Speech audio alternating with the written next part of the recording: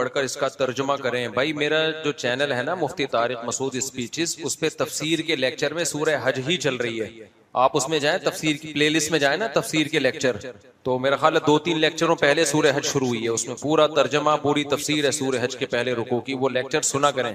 मरने के बाद दोबारा जिंदगी है, इस पर कुरान से दलाइल दो। सूरह हज के पहले रुकू में अल्लाह ने मौत के बाद दोबारा जिंदगी पर दलाइल दिए हैं, तो वो लेक्चर सुन ले, उसमें वो दलाइल भी आ जाएंगे। कमाल हो गया। मुफ्ती साहब, मेरे वालिद साहब, ये क्या लिखा है, पीलिए के मरज में मुब्तला हैं, दुआ करें। काले यरकान के मरज में, दिल से दुआ अल्लाह ताला उनको शिफा अता फरमाए। देखो यरकान की बात है तो मेरे चूंकि डॉक्टरों से भी सलाम दुआ रहती है ना, चंद चीजों में बहुत एहतियात की जरूरत है। उनमें सबसे ज्यादा तो यरकान फैल रहा है ना, जो लोग हेयर ड्रेसर के पास जाते हैं, नाई के पास जाते हैं हिजामा वगैरह करवाने के लिए, इस्तेमाल शुदा ब्लेड, इससे बहुत स्पीड से यरकान फैलता है। यानी एक ब्लेड अगर नाई ने किसी के सर पे इस्तेमाल की है, वही आपके सर पे इस्तेमाल कर रहा है वो। तो अगर किसी ऐसे शख्स के सर पे इस्तेमाल कर ली जिसमें हेपेटाइटिस के जरासीम थे, तो फौरन वो आपके ब्लड में मुंतकिल होंगे। तो जब भी आप नाई के पास जाया करें, हेयर ड्रेसर के पास जाया करें, इसका एहतमाम किया करें कि ब्लेड चेंज, नया ब्लेड चेंज कर रहा है कि नहीं कर रहा है। ये अपने साथ ले जाएं ब्लेड, भाई ये वाला ब्लेड है, इस्तेमाल करते। समझ रहे कि नहीं समझ रहे? बहुत तेजी के साथ ब्लेड के जरिए फैलता ही है। मुफ्ती साहब, क्या जन्नत में तमाम पैगंबरों के साथ सभी ईमान वाले रहेंगे, या पैगंबरों की जन्नत अलग होगी, नबियों की अलग होगी? यार मुझे जरा पानी दे दिएगा वहां से एक गिलास भर के, जज़ाकल्लाह। देखो जन्नत में पैगंबरों के साथ जो रहेंगे ना, हदीस में आता है जैसे मैं और यतीम की कफालत करने वाला जन्नत में मेरे साथ ऐसे होंगे। तो ऐसे होने का मतलब क्या है? जिसका जितना बड़ा मकाम होगा उसको उतनी ही ज्यादा पैगंबरों की जियारत नसीब होगी, अल्लाह की भी और पैगंबरों की भी। तो ये मतलब है साथ रहने का जितना ज्यादा होगा। इसकी मिसाल ऐसे है जैसे आपके कोई उस्ताज होते हैं, कोई बड़े होते हैं, घर तो सबका अलग अलग होता है, लेकिन आपने देखा होगा जो खास खास लोग हैं वो अक्सर करीब करीब घूम रहे होते हैं। घर सबका दूर होता है, अलग, हर आदमी का स्टे अपनी जगह पे होता है, लेकिन किसी को बड़े आदमी के साथ ज्यादा कुर्ब होता है, किसी को और ज्यादा कुर्ब होता है, किसी को कभी कभार मुलाकात होती है। तो जन्नत में जिसका जो दर्जा होगा उसको उसी हिसाब से अल्लाह की भी जियारत नसीब होगी और पैगंबरों का भी कुर्ब नसीब होगा। क्या मुहर्रम में हलीम पाकिस्तानी रस्म और तफरी की नीयत से घर के अंदर बनाना जायज है? अच्छा देखो, दो चीजें होती हैं, एक है बिदअत। बिदअत कहते हैं सवाब की नीयत से या मजहब समझ के कोई काम करना। तो मुहर्रम में अगर कोई सवाब समझ के हलीम बनाता है तो ये तो बिदअत अमल है। और अगर कोई इंटरटेनमेंट के लिए बनाता है कि सारे बना रहे हैं तो यार चलो हलीम का मौसम चल रहा है तो चलो हम भी बना लें, तो इसको बिदअत नहीं कहेंगे हम, क्योंकि बिदअत कहते हैं मजहब समझ के कोई काम करे ना। इंटरटेनमेंट के लिए तो आप हलीम भी बना सकते हैं, आप मुहर्रम में भी बना सकते हैं, सफर में भी बना सकते हैं, कभी भी बना सकते हैं। लेकिन बात यह है कि अगर आप इंटरटेनमेंट के लिए मुहर्रम में हलीम बना रहे हैं, उसमें बुराई यह है कि तायीद हो रही है बिदअत की। इससे तायीद किसकी हो रही है? बिदअत की तायीद हो रही है, क्योंकि बहुत से लोग इसको मुहर्रम के में सवाब समझ के करते हैं कि भाई मुहर्रम में, क्योंकि हम भी बचपन में जब हलीम खाया करते थे ना, तो वो हलीम ये नीयत से बना करता था कि इमाम हुसैन जो थे वो करबला में भूखे प्यासे शहीद हुए, तो अब हमने इस दिन क्या करना है, लोगों को खिलाना है ताकि वो जो है सदका करें और उनकी याद ताजा करें। तो ये तो बिदअत अमल है। और फिर हलीम इसलिए कि सारे खाने उसमें डल जाते हैं, तो सारे खानों को सदका करिए, कॉन्सेप्ट था। तो ठीक है, बहुत से लोगों की नजर में ये कॉन्सेप्ट नहीं होता, लेकिन जिनकी नजर में होता है तो उनकी तायीद तो हो रही है ना इससे। तो इसलिए हम मना करते हैं कि इसकी तायीद भी मत करो, छोड़ दो, मुहर्रम सफर में कर लो, हलीम की देंगे। तो इसलिए हम मना करते हैं। बाकी एंटरटेनमेंट के लिए कोई किसी भी महीने में कुछ करता है तो वो बिदअत के जुमरे में बहरहाल नहीं आता। और बहुत से लोग तो वैसे ही हलीम बना रहे होते हैं, उनका मुहर्रम से ताल्लुक नहीं होता, वो कुर्बानी का गोश्त बचा हुआ होता है, 2-3 महीने गुजर चुके होते हैं, वो कह रहे हैं आप इसको ठिकाने लगाना है तो चलो क्या बना लो, हलीम बना लो। बाज लोग इसलिए भी बना रहे होते हैं। हमारे एक दोस्त ने हलीम बनाया, उनको पता भी नहीं था कि मुहर्रम चल रहा है, तो वो वैसे ही बनाया उन्होंने। तो बाज दफा इसलिए भी बन रहा होता है। लेकिन ये है कि ना बनाओ तो अच्छा है यार, कोई और काम कर लो, रोजा रखा करो। रोजा जमात की नमाज बिला किसी उज़र छोड़ना और घर में पढ़ लेना जायज नहीं है भाई, कबीरा गुनाह है। एक आध दफा हो जाए तो सगीरा है, आदत बना लो तो कबीरा है। नबी सल्लल्लाहु अलैहि वसल्लम ने फरमाया जो लोग घर में नमाज पढ़ते हैं, मस्जिद में नहीं आते, अगर उनकी औरतों बच्चों का ख्याल ना होता तो मैं लोगों को हुक्म देता कि जाके लकड़ियां जलाओ और इनके घरों को आग लगा दो। इतनी शदीद वईद है। देखो ये जो किसी ने बलूचिस्तान के मुतालिक सवाल पूछा है ना, इसमें जब तक मुकम्मल नॉलेज ना हो तो तबसरा नहीं करे इंसान। अगर मैं इस बारे में कोई तबसरा करूंगा तो जिनके पास मुकम्मल नॉलेज नहीं है उनको एतराज होगा फिर इसके ऊपर। तो ऐसी चीजों को फिर ओपनली बयान नहीं किया जा सकता जिसमें लोगों में ज़र्फ ना हो बर्दाश्त करने का। समझते हैं? मुबशिर के वालिद नसीम अहमद की तबीयत खराब है, इनके लिए दुआ करें, दिल से दुआ, अल्लाह शिफा अता फरमाए। ये क्या लिखा भाई जी, फैमिली के साथ छुट्टियों में लिडो खेला जा सकता है? लिडो तो छुट्टियों के बगैर भी खेला जा सकता है, लिडो में क्या है? फैमिली के साथ कुछ भी खेल खेल लो भाई, उससे वो ठीक है, क्योंकि वो मोहब्बत बढ़ती है। घर में फैमिली को टाइम दो, किसी भी हवाले से दे दो, जाके कैरम बोर्ड ही खेल लो बच्चों के साथ, बेगम के साथ, लिडो खेल लो। हम तो इधर छड़े छाट पे मना करते हैं, ये जो स्नोकर खेल रहे हो आप लोग और डब्बू खेल रहे हो, जाके छड़े छाट में नहीं बैठो, गटर के ढकनों पे नहीं बैठो, घर में बैठ के कुछ नहीं होता तो यार लिडो ही खेल लो। टाइम दो बच्चों को, घर वालों को, चाहे वो लिडो खेल के या कैरम बोर्ड खेल के टाइम दे दो। जमात के पीछे सना पढ़ना चाहिए कि नहीं पढ़नी चाहिए? मुफ्ती साहब मेरे से ता नहीं निकलती रा की जगह, ये तो पहले भी पूछा था यार, कोई वजीफा बता दे, उस वजीफे में भी ता आ रहा होगा, वो क्या पढ़ोगे फिर आप? कह रहे मुझसे ता नहीं निकलता तो मुझे कोई वजीफा बता दें। भाई मेरे पास जितने वजीफे सब में ता आता है तो वजीफा के लिए ता कौन निकलवाएगा आपसे? अब मैं आपसे कहूँ रब्बाना आतीना फिद दुनिया पढ़ा करें आप, हसनतम व फिल आखिरति हसना, पूरी दुआ पढ़ा करें, तो रब्बाना आतीना में ता नहीं निकलेगी तो वजीफा फिर क्या हो जाएगा? तो इसलिए नहीं निकल रहा, तो जो निकल रहा है बस वो निकाल लें, अल्लाह कबूल करेगा। बरेलवी से शादी करते हैं कि नहीं कर सकते हैं कि नहीं कर सकते? मैंने तो की नहीं है, मैंने बताया फिर ग्रीन चैनल में मेरी शादी हुई थी भाई। तो बात देवबंदी बरेलवी शिया उसकी अहले हदीस की नहीं है, बात यह है कि कोई भी शख्स, चाहे वो देवबंदी हो, बरेलवी हो, शिया हो, अहले हदीस हो, किसी के अकीदा शिरकिया होगा तो उससे निकाह जायज नहीं है, उसका ज़बीहा, उसका ज़बा करदा हलाल नहीं है, उसके पीछे नमाज जायज नहीं है। 3 हकाम याद रख लें। जिसका 2 और 2 4 की तरह शिरकी अकीदा है ना, चाहे देवबंदी हो, बरेलवी हो, अहले हदीस हो, 3 हकाम शरीयत में है, उसके पीछे नमाज जायज नहीं है, नमाज पढ़ ली नहीं होगी। नंबर 2, वो ज़बा करेगा जानवर तो उसका ज़बीहा हलाल नहीं होगा। नंबर 3, उससे निकाह करेंगे तो निकाह मुनक़िद नहीं होगा। तो ये कौन है? जिसका अकीदा इस्लाम के किसी बुनियादी जरूरी अकीदे का इंकार करे, वो जैसे कादियानी है, खत्म नबूवत के मुनकिर है, या कोई शख्स इस्लाम के अकीदे तौहीद का इंकार करता है साफ लफ्जों में, मैं नबी को हाजिर नाजिर मानता हूँ, हर जगह मौजूद है, मैं नबी को आलिमुल गैब मानता हूँ, सब कुछ अल्लाह ने इल्म दिया है नबी के पास, मा काना व मा यकून, कोई चीज नबी से मख्फी नहीं है, ये शिरकी अकीदा है। नबी को मुख्तार कुल समझता हो कि अल्लाह ने आपको तमाम इख्तियारात दे दिए, आप जो चाहे कर सकते हैं, अल्लाह ने आपको इख्तियारात दे दिए, हालांकि अल्लाह कहते हैं मैंने इख्तियारात किसी को नहीं दिए। तो ये 2 और 2 4 की तरह वाज़े बात करे, घुमाए फिराए नहीं। बाज लोग घुमाते फिराते हैं। जब उनसे कहा जाता है कि नबी तो बशर थे, आप कह रहे हैं नूर थे, तो क्या इंसान नहीं थे? तो बाज लोग साफ कह देते हैं कि बशर थे, बशर नहीं थे, आप नूर थे, इंसान की शक्ल थी, असल में आप नूर थे। तो ये अकीदा काफिराना है, क्योंकि आप कुरान की वाज़े आयतों का इंकार कर रहे हैं आप। लेकिन बाज लोग तावील करते हैं, कहते हैं नहीं एक्चुअली वो इस लिहाज से नूर थे कि वो हिदायत का नूर थे। वो तो ठीक है, हम भी कहते हैं हिदायत का नूर थे, लेकिन इंसान तो थे ना, बशर तो थे ना। आपके वालिद थे अब्दुल्ला, आपकी वालदा थी आमना, और जो आज भी सैयद हैं वो भी बशर है, सारे गोश्त पोश के बने हुए इंसान है।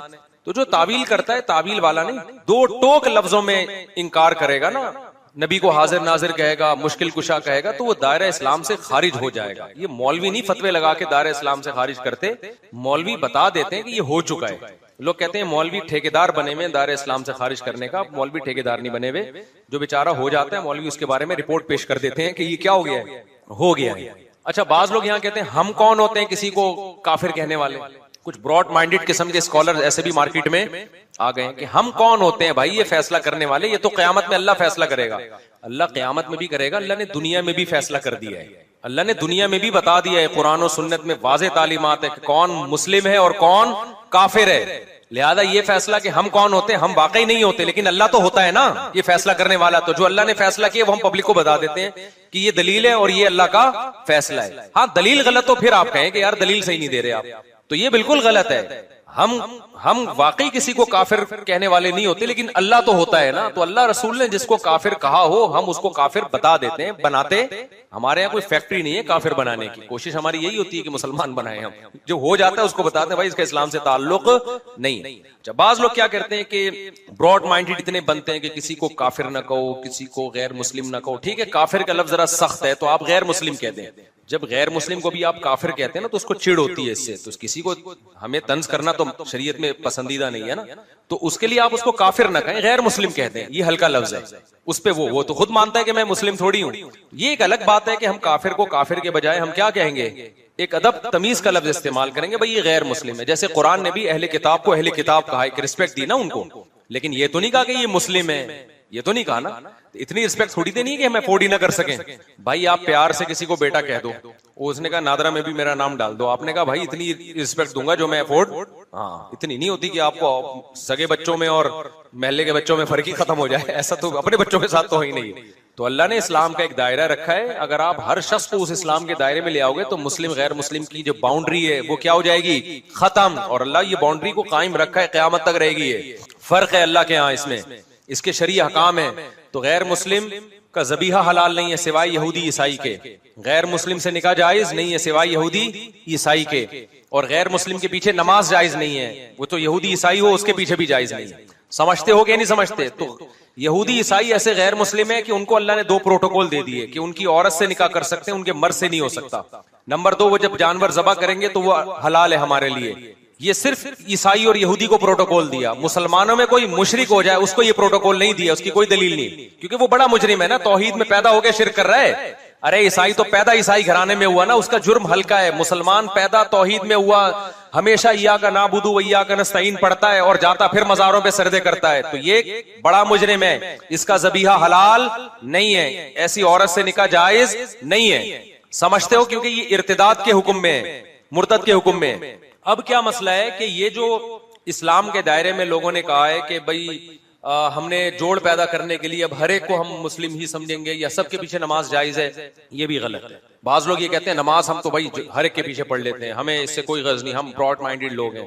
तो ब्रॉड माइंडेड बनने की भी हमें इतनी इजाजत है जितनी शरीयत ने इजाजत, बोलो ना। इतने कड़वे बनो कि लोग थूकना शुरू कर दें, ना इतने मीठे बनो कि लोग निगलना शुरू कर दें। हमारे अब्बा का मलफूज है ये। वो हुआ ये था कि एक आंटी आके ना हमारे घर में बैठी रहती थी 24 घंटे, हमारी वालदा की दोस्त बन गई थी वो। अब मेरी वालदा की तबीयत में सखावत थी, खिलाती पिलाती बहुत थी, कर्जे ले लेके खिलाती थी। जब इंतकाल हुआ तो ठीक ठाक कर्जा वालदा पे चढ़ा हुआ था, तो उनकी आदत थी बस कर्जे ले लेके खिलाते रहो। जो पैसे मांगने आ रहे वो पैसे दे देती थी। खर्चा किसका हो रहा था? अब्बा का। ठीक है, अब्बा को ट्रक है यार, अपने खर्चे पे चलो सखावत अच्छी होती है। वालदा के पास अपना खर्चा भी होता था, उसमें भी करती थी। तो अब क्या होता था, एक आंटी आके हमारे घर में बैठ गई, वो जा ही नहीं रही, उनके मजे लग गए कि यार फ्री फोकट का खाना भी आ रहा है, फ्री फोकट का। तो हमारी वालदा भी फिर बड़ी गपशप वाली थी, तो अब्बा ने 2-3 दिन तो बर्दाश्त किया। उसके बाद हमारे अब्बा हमारी वालदा को लेके बैठे, बोला भाई आंटी क्या लगती है आपकी, 2-3 दिन से मैं देख रहा हूँ जब भी घर में आओ ये बैठी होती है, तो इनको बोलो पतली गली से निकलो भाई, अपने घर जाओ, ये कोई घर बार नहीं है क्या?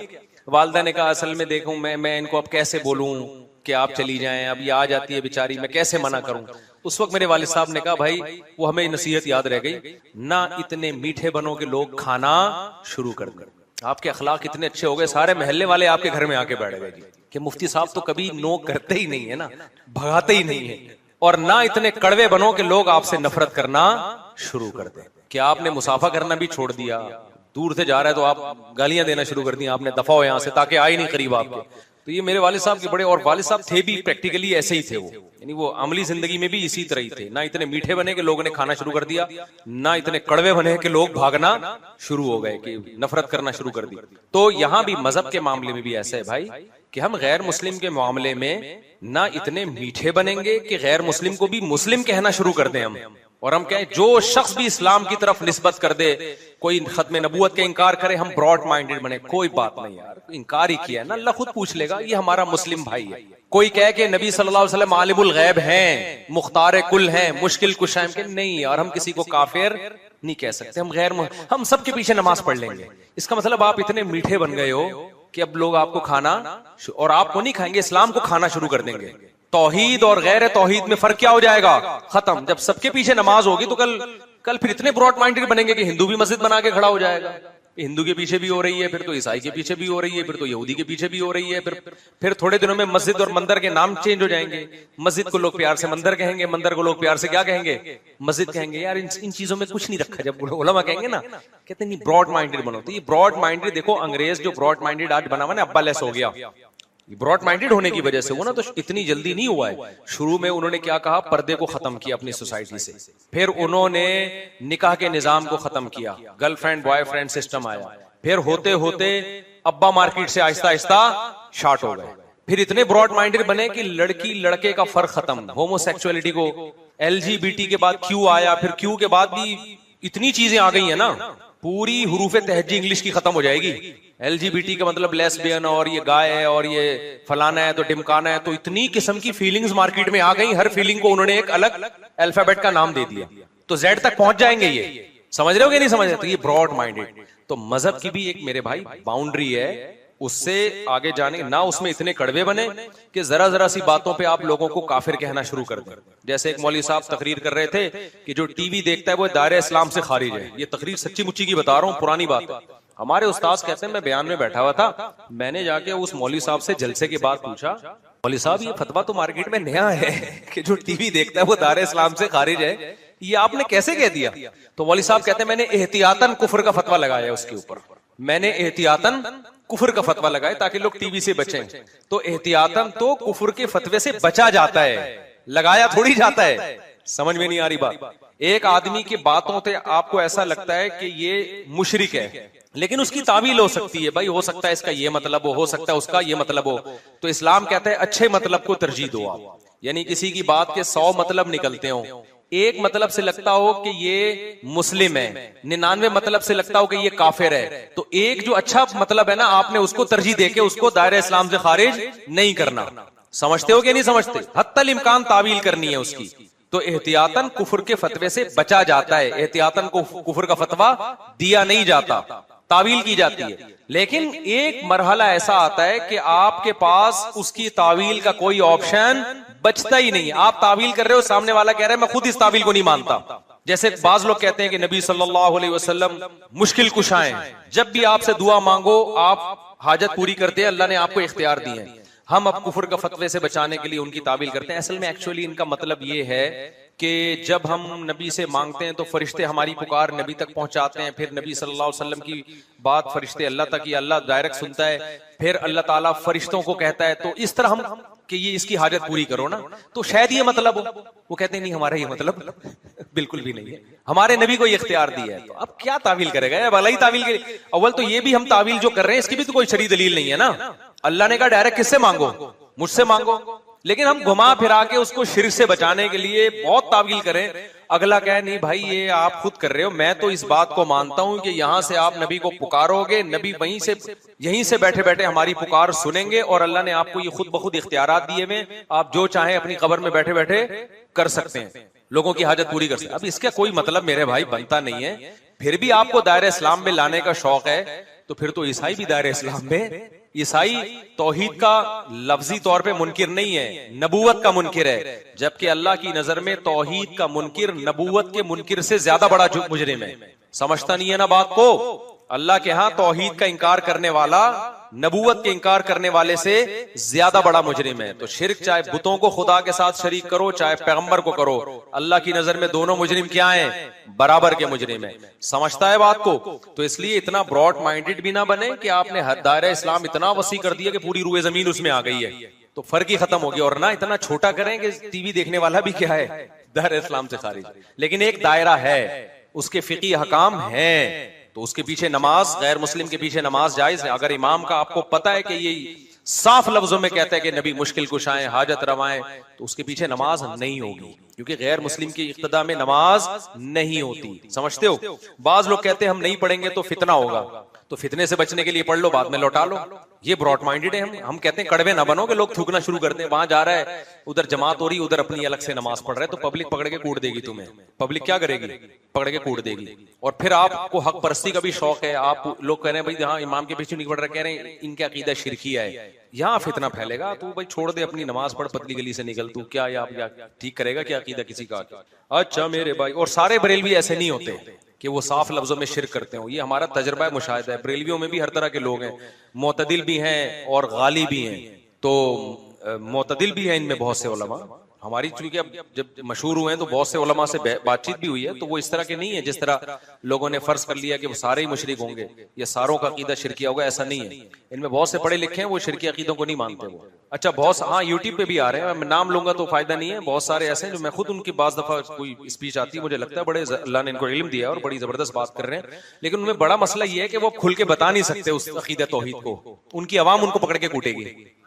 जैसे अहले हदीस उलमा में बाज उलमा ऐसे हैं जिनका अकीदा 3 तलाक़ें 3 होती हैं, लेकिन वो खुल के बता नहीं सकते। जैसे हाफिज ज़ुबैर अली ज़ई थे, खुल के नहीं बता सकते थे वो, क्योंकि इतने इन्होंने फतवे दे दे के 3 तलाकों को एक करके किया है ना कि वो फिर अब इतना ज्यादा आप आगे जा चुके हैं एक्सट्रीम लेवल पे, अब रिवर्स वापसी का दरवाजा बंद कर लिया, तो इसलिए एक्सट्रीम पे जाना ही नहीं चाहिए था ना। तो अब यहाँ भी ऐसे ये बाज बरेलवी उलमा है जिनको पता है कि ये गलत हो रहा है जो कुछ हो रहा है। मुफ्ती मुनीब साहब भी तो बोलते थे ना, ये जो इन्होंने किया हुआ है रबीउल अव्वल में जो कुछ हो रहा है, ये कहाँ खुद इसकी मुखालफत करते थे वो तो। लेकिन बाज इनके स्कॉलर्स ऐसे हैं कि अब उनको पता है हमने जरा खुल के बात की तो पब्लिक नहीं छोड़ेगी, हम शुरू से ही एक ट्रैक पे चल रहे हैं। एक बरेलवी इमाम ने बताया, बेचारे के दिल की बात थी, कहने लगा यार ये देवबंदियों के बड़े मजे हैं भाई। हमारे दोस्त ने पूछा क्यों? कह रहे हैं यार इमाम आता है, फर्ज पढ़ा के पतली गली से निकल जाता है, सुन्नतें घर जाके पढ़ता है, उसकी मर्जी वहां पढ़े या घर जाके पढ़े। कह रहे हमने लोगों को डाल दिया कि पहले फर्ज के बाद एक लंबी दुआ पहले होगी, फिर सुन्नतों के बाद एक अलग लंबी दुआ होगी, तो हमें तनख्वाह वही मिल रही है जितनी देवबंदियों को मिलती है। जिम्मेदारी हमारी देखो, फर्ज के बाद हमें पहले लंबी दुआ, उसमें गफ्फार भाई का नाम, या अल्लाह ये पंखा वसीम ने लगाया उसकी मगफिरत फरमा दे, अपने अब्बा के लिए वसीम ने लगवाया, गफ्फार भाई ने ये वाला पंखा लगवाया उनकी साले सवाब के लिए, फिर ये सवाब भी देखो आजकल बाज आइम्मा कहां कहां पहुंचाते हैं। सवाब जब पहुंचाते हैं, अल्लाह ये जो हमने नमाज पढ़ी और ये हमने रोजा रखा है, हमने तिलावत की, इसका सवाब पहले नबी सल्लल्लाहु अलैहि वसल्लम को पहुंचे, फिर नबी सल्लल्लाहु अलैहि वसल्लम, इब्राहिम अलैहिस्सलाम, मूसा अलैहिस्सलाम, याकूब अलैहिस्सलाम, तमाम पैगंबर आदम अलैहिस्सलाम से होता हुआ तमाम सहाबा, ताबीन, तबा ताबीन, गफ्फार भाई और उनके वालिदैन, और वसीम भाई जिन्होंने पंखा लगाया उनके वालिदैन, और या अल्लाह ये तमाम जितने भी लोगों ने हमारी मस्जिद के साथ ताउन किया, या अल्लाह तमाम के मरहूमीन मरहूमात और पता नहीं मगफूरीन मगफूरात और मर्द और खवातीन और जो जिंदा हैं और जो आ चुके जो आएंगे, इतनी डिटेल के साथ सवाब पहुंचाया जाता है। मैंने देखा बाज आइम्मा को ना इतनी तफसील से सवाब पहुंचाते हैं कि अल्लाह की पनाह भाई, एक ही दफा पहुंचा सकता है आदमी के पास, दोबारा ऐसा सवाब घर घर दस्तक देके पहुंचाने का जो सवाब का इंतजाम है ना, ऐसा लगता है सवाब शॉपर में डाल के जितने भी मरहूमीन है अलग अलग हर एक की कब्र पे नॉक करके उनको पहुंचाया जाए। तो भाई इतनी डिटेल से सवाब पहुंचाने की जरूरत हमें, देखो हम कैसे हम सुन्नत को फॉलो कर रहे हैं ना।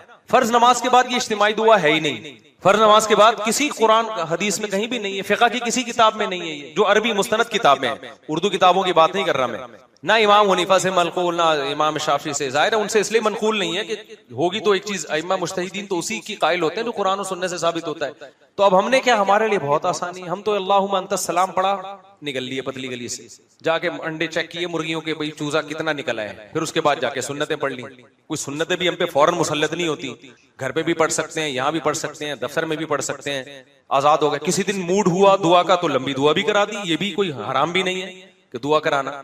मूड हुआ तो आज मूड है भाई आज क्या करा दो, चलो यार लंबी दुआ हो जाए। लेकिन जो ग्रीन चैनल वाले बेचारे, वो आइम्मा की अंदर की दिल की कैफियत में बता रहा हूँ। मेरा बयान सुन के हो सकता है हमारे ग्रीन चैनल वाले भाई मेरी मुखालफत करें, लेकिन आइम्मा कहेंगे मुफ्ती साहब दिल की आपने बात शेयर कर दी। ये बेचारे इतने परेशानी में होते हैं, तनख्वाह देवबंदियों वाली मिलती है, लेकिन जिम्मेदारी कितनी, इमाम पहले से आके बैठेगा मुसल्ले पे, हम तो जब टाइम होता है ना ठक करके स्टाइल से आते हैं मुसल्ले पे खड़े हुए, उससे पहले मुसल्ले को हम पाबंद नहीं होते, आते हैं। और सुन्नत भी यही है, नबी सल्लल्लाहु अलैहि वसल्लम जमात के वक्त में अपने हुजरे से तशरीफ लाते थे। हमारे जो बेचारे ग्रीन चैनल वाले भाई हैं, उनमें इमाम आधा घंटा या 10 मिनट पहले आके बैठेगा मुसल्ले पे, बड़ी तमीज से बैठ जाएगा वो, बिल्कुल बिस्मिल्लाह सल्लू अलल हबीब, बड़ी तमीज से बैठेगा वो। मैं बेचारे इमामों की अक्कासी कर रहा हूँ दिल की। वो कहेंगे मुफ्ती साहब आपने आज पहली दफा हमारे हुकूक पर किसी ने आवाज उठाई है, तो बैठ जाएंगे।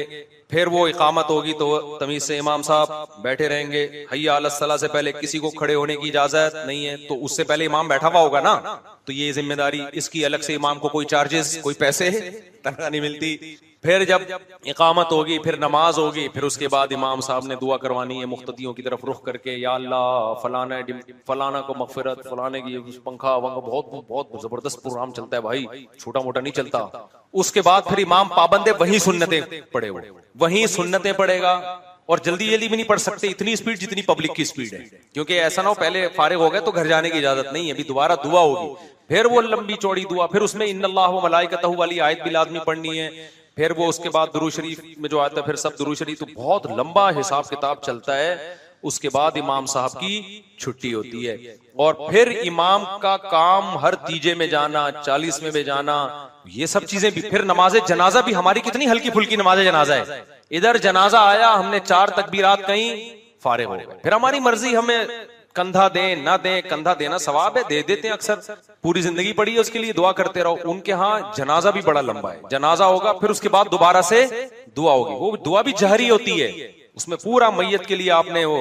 तो बेचारे जो बरेलवी इमाम है ना, उनकी ड्यूटी बहुत ज्यादा है भाई, उनकी तनख्वाह डबल कर दो। मैं सही कह रहा हूं, या तो तनख्वाह बढ़ाओ या इमाम को चाहिए हड़ताल करें। हम स्टाइल हमारा, हमें तनख्वाह देवबंदी वाली दी जा रही है, जिम्मेदारी हम पे डबल डाली जाए, या तो तनख्वाह डबल करो या फिर जिम्मेदारियां खत्म करो। तो ये देखना, ये मेरा मकसद किसी मसलक की तौहीन नहीं है, मेरा मकसद है रेलवी इमामों के हक में आवाज उठाना, कि बेचारे बहुत कस्मा पुरसी में होते। देवबंदियों के इस लिहाज से बड़े मजे हैं भाई, बहुत।